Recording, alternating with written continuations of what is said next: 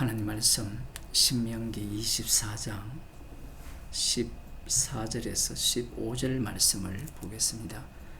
구약성경 299쪽입니다. 공공하고 비난한 분꾼은 너의 형제든지 네 땅 성문에 오고 하는 객이든지 그를 학대하지 말며 그 품삯을 당일에 주고 해진 후까지 끌지 말라. 이는 그가 빈궁함으로 마음의 품삯을 사모함이라.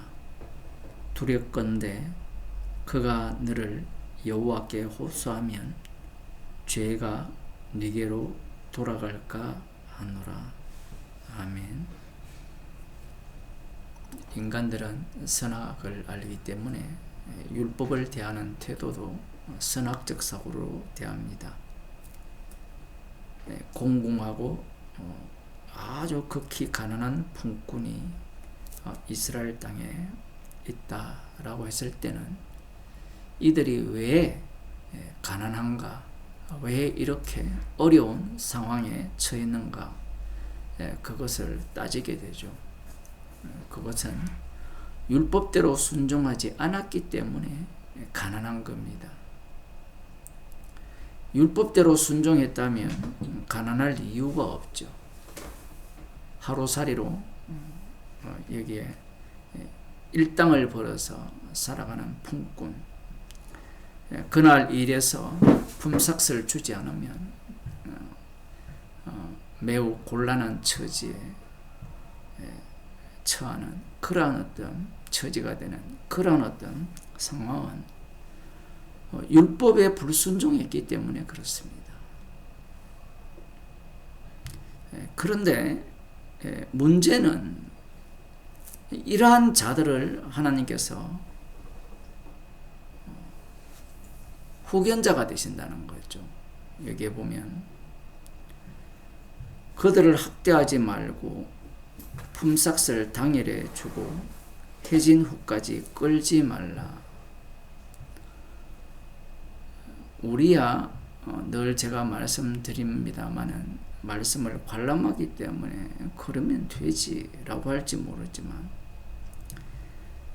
품꾼을 부리는 자의 입장이 되면 오늘 본문 말씀이 만만치 않은 겁니다. 인간은 자신이 하나님과 같이 되었기 때문에 품꾼을 부리는 그러한 태도가 자신이 마치 왕이냐 주인이냐 행사하게 되어 있어요. 하루 품삯으로 살아가는 그들의 그 배후에는 권력자가 있겠습니까? 그 배후에 용화대가 있다면 함부로 대할 수 없죠. 그러하다면 굳이 품꾼으로 살아갈 이유는 없는 겁니다. 율법에 근거하여서 이들은 저주받아 가난하게 된 것이고, 품꾼을 부리는 자의 입장에서는 하나님의 축복을 받아 부자가 된 거예요. 부자가 되기 때문에 품삯조차도 당일에 주느냐 마느냐, 여기까지도 지금 하나님께서 율법으로 말씀하시는 거거든요. 율법으로 말씀하신다는 것은 인간들은 어떠한 마음까지 품고 있느냐 하면 그 품삯조차도 주고 싶은 마음이 없는 겁니다. 당장 주면 되는데, 일이 끝나자마자 주면 되는데 안 주는 거예요. 그렇게 되면 그 품꾼이 더욱더 주인에게 굴복하겠죠. 사람을 이렇게 갖고 논다라고 할까요? 그러한 어떤 즐거움이 있는 겁니다. 여기에 대해 하나님께서 이렇게 말씀합니다. 품삯을 당일에 주고 해진 후까지 끌지 말라. 이는 그가 빈궁함으로 마음의 품삯을 사모함이라. 마음이 진짜 이 품삯을 원하는 그 가난한 자, 품꾼의 마음을 하나님께서 말씀해요. 우리 같으면 그 품꾼이 품삯을 사모하는 것이 아니라 그 뒤에 나오는 여호와께 호소할 것이다 라는 이런 말부터 먼저 하나님께서 하시지 않겠느냐라는 거죠. 그런데 어떤 인간도 자기가 일한 것에 대해서 품삯을 받지 못하면, 그리고 당장 그 돈으로 먹을 것을 사야 된다든가 당장 생계를 꾸려나가야 되는 상황이 되면 품삯을 사모할 수밖에 없습니다. 그런 이후에 여호와께 호소하게 된다라는 거예요. 그러면 너에게 죄가 돌아갈 것이다, 이렇게 말씀합니다. 말씀이 쉬운 게 아니에요. 품삯을 받고 살아가는 사람은 앞서 말씀드린 바와 같이 하나님의 저주를 받은 자거든요. 그러면 저주를 받은 자가 일을 하고 난 뒤에 무엇을 사모하느냐 하면 율법을 사모하는 것이 아니라 품삯을 사모하죠. 품삯을 곧 줄 것이다, 곧 줄 것이다 기대하다가 안 주니까 여호와께 호소하게 되는 겁니다. 그러면 여기에서 우리가 논리적인 인간들이 따지게 되겠죠. 율법에 불순종해서 가난하게 된 자의 호소를 하나님이 듣느냐라는 거예요. 아니, 품삯에 관심이 있는데 여호와께 호소한다는 이 모습이 과연 하나님께 합당하냐라는 거예요. 지금 우리는 성경을 보기 때문에 당연히 이 가난한 자의 호소가 하나님이 응답할 거라 이렇게 생각을 하지만, 다시 말씀드립니다마는 율법에 순종하지 않았기 때문에 가난하게 되었고, 가난하다면 하나님의 저주를 받은 거잖아요. 그러면 저주받은 하나님께 불순종한 그가 기도하는 것을 하나님께서 들으시겠느냐는 거예요. 그 가난한 자가 어디에 관심이 있습니까? 품삯에 관심이 있잖아요. 그런데 하나님께서 그가 호소하면 너희들의 죄가 너희에게로 돌아갈 것이다, 이렇게 말씀하는 겁니다. 인간들은 나름 똑똑해요. 나름 똑똑하기 때문에 말씀을 이해를 할 때 굉장히 논리적이고 합리적으로 이해를 하려고 해요. 그런데 이런 본문을 보면요, 우리들은 이 말씀이 당연한 걸로 들리잖아요. 그런데 방금 제가 설명을 드렸잖아요. 율법이 주어졌고 율법대로 살면 축복을 받는데, 축복을 받지 못하고 가난하게 되었다는 것은 저주를 받은 건데, 저주를 받은 자가 그에게 관심은 어디에 있어요? 가난한 자의 관심은 어디에 있어요? 돈에 있죠. 그 돈에 있는 그가 하나님께 호소하면 하나님이 들으신다는 겁니다. 굉장히 어려운 본문입니다. 출애굽기 1장을 보면 어떤 내용이 나오느냐 하면, 요셉을 알지 못하는 왕의 등장으로 이스라엘 자손들이 굉장히 어려움에 처하죠. 15절에 보면 애굽 왕이 히브리 산파 십브라라 하는 자와 부하라는 자에게 일러 가로되, 너희는 히브리 여인을 위하여 조산할 때에 살펴서 남자는 죽이고 여자애든 그런 살게 두라.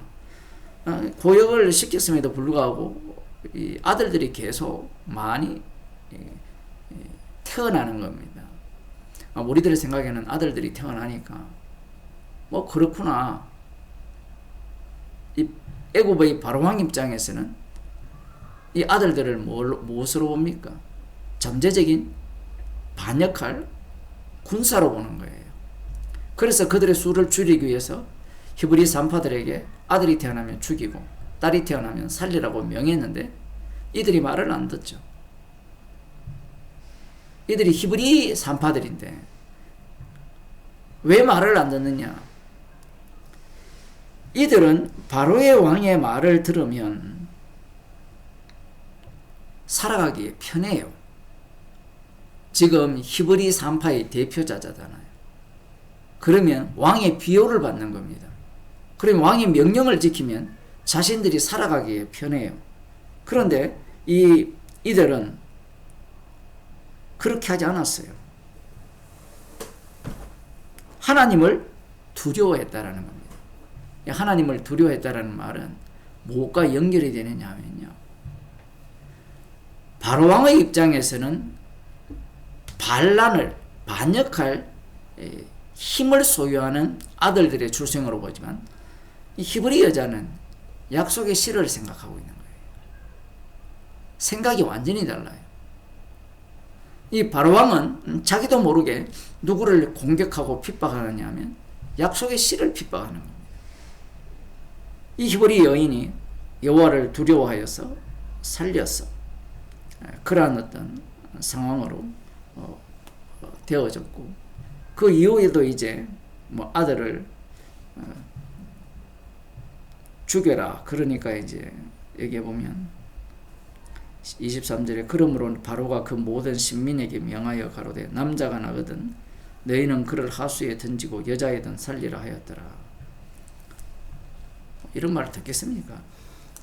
자, 그러면서 이제 2장으로 넘어가면 23절에 여러 해 후에 애굽 왕은 죽었고 이스라엘 자손은 고역으로 인하여 단식하며 부르짖으니 그 고역으로 인하여 부르짖는 소리가 하나님께 상달한지라. 여기에 보면 굉장히 우리가 이해하기 어려운 게 고역이 있으면 여호와께 호소하면 되잖아요. 여호와 이름은 아직 모르니까 아브라함과 이삭과 야곱의 하나님께 부르짖으면 되는데 그렇게 부르짖었다라는 내용이 안 나와요. 그래서 여기에서 부르짖는 것은 그냥 아이고 죽겠다는 거예요. 힘들 때 아이고 그러잖아요. 그런 소리뿐이에요. 그런데 하나님이 그 고통 소리를 들으시고 아브라함과 이삭과 야곱에게 세운 언약을 기억하셨다라는 겁니다. 이들이 누구냐 하면 아브라함과 이삭과 야곱의 후손들이죠. 이스라엘의 자손들입니다. 이들은 단지 이 바로로 인하여서 힘들었을 뿐이고 힘들어 죽겠다라고 했을 뿐인데 여호와 하나님께서는 고통 소리를 들었다는 거예요. 그리고 이 고통 소리와 무엇과 연관을 시키느냐 하면 아브라함과 이삭과 야곱에게 세운 언약과 연결시켜서 이스라엘 자손을 권념하셨더라. 이렇게 말씀하고 있습니다. 여기서도 한번 보세요. 분명히 이들은 이스라엘의 자손이에요. 그런데 이들이 지금 언약을 기억하여 부르짖는 게 아니에요. 그런데 애굽의 바로왕은 약속의 실을 공격하고 있어요. 그는 몰라요. 문제는 그 공격당하는 그들은 자신들이 아브라함과 이삭과 야곱에게 맹세하신 언약을 이룰 대상들인 걸 생각하지 않습니다. 단지 이들에게 필요한 것은 이 고통 속에서 해방되는 겁니다. 여기에 하나님께서 아브라함과 이삭과 야곱에게 하신 언약을 기억하셔서 이들을 구출하시는 그 사건으로 이들을 몰아가시는 거죠. 여기서도 마찬가지죠. 하나님께서 응답을 하실 때 인간이 부르짖어서 응답을 하느냐라는 거예요. 순서는 이스라엘 자손들이 부르짖어서 응답을 하셨는데 실제로는 그들의 부르짖음은 여호와께 부르짖음이 아니라는 겁니다. 이 원칙과 오늘 본문의 원칙이 똑같이 나오는 거예요. 가난한 자들의 관심은 어디에 있느냐 하면 품삯에 있어요. 품삯을 안 주니까 지금 율법을 알죠. 그러니까 기도를 누구한테 합니까? 여호와께 하는 거예요. 그 여호와께 하는 그 모습 자체도 누구를 위한 기도냐면 자기를 위한 기도예요. 그럼에도 불구하고 하나님께서는 이 죄의 문제를 그 품꾼에게 돌리는 것이 아니라 품삯을 주지 않는 자에게 돌린다라고 말씀을 하는 거예요. 인간이 갖고 있는 논리 개념이 다 깨지는 거예요. 우리는 이들이 이러했기 때문에 죄를 지었기 때문에 가난하였고 가난한 자가 부르짖는 기도는 하나님이 안 들어야 된다는 논리를 가질 수밖에 없어요. 누가복음 16장을 한번 보겠습니다. 여기에 보면 유명한 비유가 나오는데요. 부자와 거지 나사로 자색옷과 고운 베옷을 입고 날마다 호화로이 연락하는데 나사로라 이름한 거지가 헌대를 앓으며 그 부자의 대문에 누워 부자의 상에서 떨어지는 것으로 배불리려 하며 심지어 개들이 와서 그 헌대를 헐더라. 이에 그 거지가 죽어 천사들에게 받들려 아브라함의 품에 들어가고 부자도 죽어 장사되며. 여기에 보면 거지가 아브라함의 품에 들어간 들어간 이유가 없어요. 합당한 이유가 없는데 문제가 뭐냐면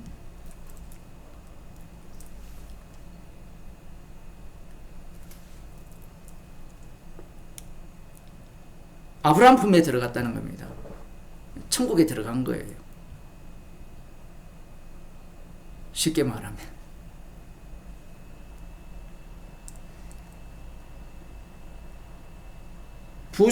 부자도 이에 그 거지가 죽어 천사들에게 받들려 아브라함의 품에 들어가고 부자도 죽어 장사되며 저가 음부에서 고통 중에 눈을 들어 멀리 아브라함과 그의 품에 있는 나사로를 불러가로되 아버지 아브라함이여 나를 긍휼히 여기사 나사로를 보내어 그 손가락 끝에 물을 찍어 내 혀를 서늘하게 하소서. 내가 이 불꽃 가운데서 고민하나이다.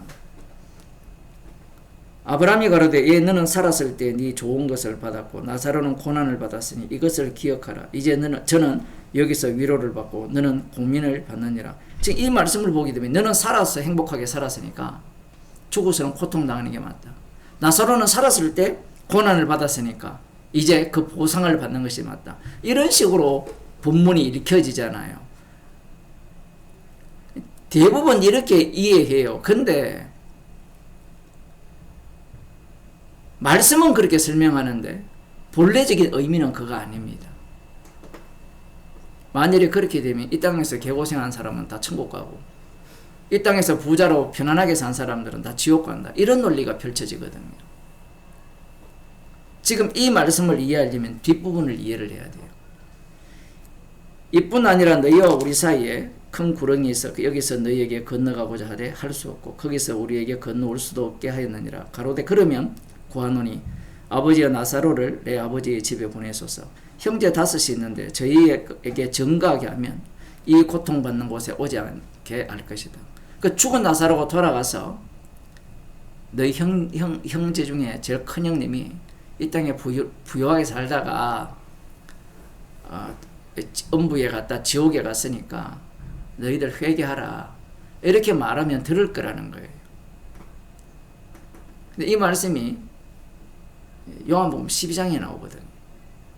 이 마르다 마리아의 오라버니 나사로가 죽었다 살아나니까 많은 사람들이 나사로로 인하여서 예수님을 믿었다고 합니다. 그런데 그 믿음이 진짜 믿음이냐? 아니에요. 또 한쪽에서는 나사로로 인하여서 많은 사람이 예수님을 믿으니까 오히려 예수님을 죽이려고 해요. 죽은 자가 살아가서 복음을 전해봤자 안 들어요. 왜 안 듣느냐 하면 하나님의 아들이 직접 와서 복음을 전해도 안 듣죠. 사람들의 어리석음이 그런 겁니다. 오늘 어젠가 유튜브에 어떤 분이 질문을 했는데 제가 오늘 그걸 보게 되었는데 성경에 대해서 질문을 해요. 질문. 예수님은 육신을 입고 오셨는데 인간과 같은 똑같은 그러한 어떤 그 죄악적인 그러한 마음들이 있었느냐? 아니면 신성이 무엇이냐? 성경은 예수 그리스도의 죽으심과 부활을 전가하는 말씀이거든요. 그러면 이런 질문을 해볼까요? 하나님이 빛이 있으라 했잖아요. 그럼 빛이 만들어졌잖아요. 그거 한번 설명해 보세요. 모든 성경 말씀은 그러한 의미로 주어지는 말씀이에요. 인간들은 바리새인과 서기관들의 문제는 말씀들을 자기들이 다 이해하고 납득하고 인정할 만할 때 받아들이겠다는 게 바리새인과 서기관의 신학입니다. 오늘날 기독교인의 신학이 그거예요. 왜 바리새인과 서기관의 신학이 그거냐 하면 선악과를 먹고 선악을 나는 일에 하나님과 같이 되었기 때문에 그래요. 지금 이것을 알고 안다면 거지 나사로가 살아서 가서 이제 부활하여서 가서 이러한 사실을 전한다면 형제들이 믿지 않겠느냐라는 거예요. 여기에 대해서 예수님 이렇게 말하죠. 아브라함이 가로되 저희에게 모세와 선지자들이 있으니 그들에게 들을지어다. 가로되 그렇지 아니하니이다. 아버지 아브라함이여 만일 죽은 자에게 가서 저희에게 가는 자가 있으면 회개하리이다. 비록 가로되 모세와 선지자들에게 듣지 아니하면 비록 죽은 자들 가운데서 살아나는 자가 있을지라도 권함을 받지 아니하리라 하였다 하시니라. 지금 이 말씀이 생뚱맞게 나온 게 아니라 앞서서 예수님께서 율법의 환액이 떨어짐보다 천지에 없어짐이 쉬우리라 이런 말씀을 하시고 하신 말씀이에요. 그러니까 율법과 선지자는 예수님의 죽으심과 부활을 증거하고 있거든요. 여기 보면 거지와 이 부자는 잘 보세요. 부자는 왜 지옥 갔습니까? 율법과 선지자의 말을 안 들었다라는 거예요. 그러면 거지는 들었느냐는 거예요. 이 논리를 갖고 가야 돼요. 거지는 들었어요, 안 들었어요? 순종했습니까, 안 했습니까? 안 했어요. 둘 다 안 했어요. 왜냐하면 율법과 선지자가 예수 그리스도를 증거하게 되면 천국과 지옥은 내가 순종하고 안 하고에 달린 게 아니라 십자가에 피 흘리신 예수님이 친히 자기 피로 구원해 버립니다. 그게 거지 나사로예요. 그래서 거지 나사로가 구원받을 근거가 하나도 없는 겁니다. 그런데 지옥에 간 이 부자는 계속해서 천국 올 이유를 찾고자 하죠. 십자가에 못 박히신 주님이 성령을 주시지 아니하면 구원을 받을 수 없습니다. 가난하기 때문에 구원이 된 게 아니에요. 그래서 지금 이스라엘이 고난받을 때 하나님께서 아브라함과 이삭과 야곱에게 하신 언약을 기억하셨죠. 마찬가지입니다. 오늘 신명기 24장에 나오는 가난한 자의 기도를 듣는 이유도 마찬가지예요. 그런 걸 보면서 하나님은 우리의 기도를 듣는다 이렇게 논리를 해석하는데 지금 출애굽기 1, 2장에서도 마찬가지고 지금 신명기 24장에도 마찬가지고 그들이 기도해서 하나님의 응답을 받을 조건은 하나도 없습니다. 나사로가 천국 갈 이유는 근거는 하나도 없어요. 지금 이 비유를 통하여서 율법과 선지자가 십자가신 예수님이 심판주가 되셔서 천국 갈 자는 천국 보내시고 지옥 갈 자는 지옥 보내심을 지금 말씀하고 있는 거예요. 그래서 사도들이 성령을 받아서 복음을 전할 때 실제 이 상황이 복음을 전하는 현장에서 드러납니다. 누가 거지 나사로며 누가 부자이며 그 원인은 인간 쪽에서 찾을 수가 없어요. 내가 믿어버리면 아나니아와 삽비라처럼 되는 거예요. 기도하겠습니다. 하나님 아버지,